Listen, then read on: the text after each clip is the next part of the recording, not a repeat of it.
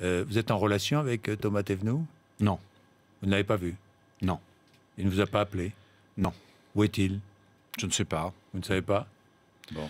Je ne sais pas. D'autres responsables socialistes ont été en contact avec lui.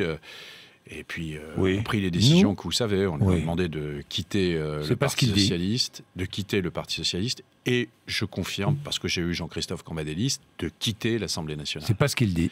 C'est ce que dit Jean-Christophe. C'est pas ce qu'il a dit à BFM TV, à Pauline de Malherbe, qu'il a eu au téléphone hier. Vous avez raison, mais je tiens à infirmer cette information. Donc il ment. En l'occurrence, il ment. Et d'ailleurs, dans sa déclaration initiale, il a laissé entendre qu'on lui avait demandé de quitter l'Assemblée nationale. Et je vous confirme ce matin que Jean-Christophe Cambadélis, premier secrétaire du Parti socialiste, lui a demandé de quitter l'Assemblée nationale.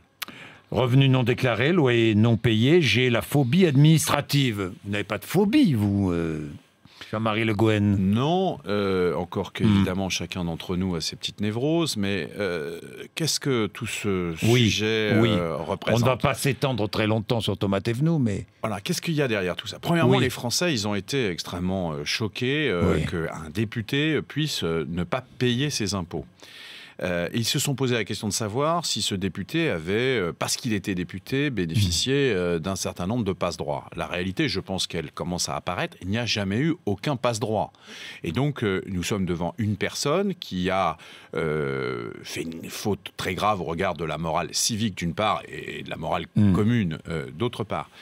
Deuxièmement, les Français se sont posé la question de savoir si ce responsable était... comme il le dit lui-même, allergique à l'impôt et s'il s'estimait. On s'aperçoit maintenant, à travers les révélations du Canard enchaîné, que ce monsieur ne payait pratiquement aucun des devoirs qu'il avait à payer, aussi bien son loyer, etc. etc. Donc on est devant une situation de quelqu'un qui, en fait, et ce n'est pas de ma part une façon de l'exonérer de ses responsabilités, mais s'est mis dans une situation irresponsable de surendettement, mais de surendettement de quelqu'un qui avait un certain niveau de revenu, donc plus irresponsable que d'autres qui sont en surendettement avec des bas niveaux de revenus.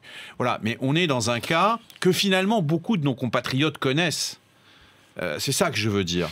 C'est qu'il y a quand même beaucoup de gens qui, parfois, se mettent dans cette situation irresponsable. Alors, c'est un responsable politique. Membre de la Commission des finances de l'Assemblée nationale, de la mission sur l'affaire Cahuzac, enfin, etc. Il a voté les augmentations des impôts des Français aussi. Mais vous avez parfaitement raison. C'est d'autant plus choquant. Mais alors, vous allez nous dire, est-ce que nous avons, nous, une police politique pour savoir tout ça?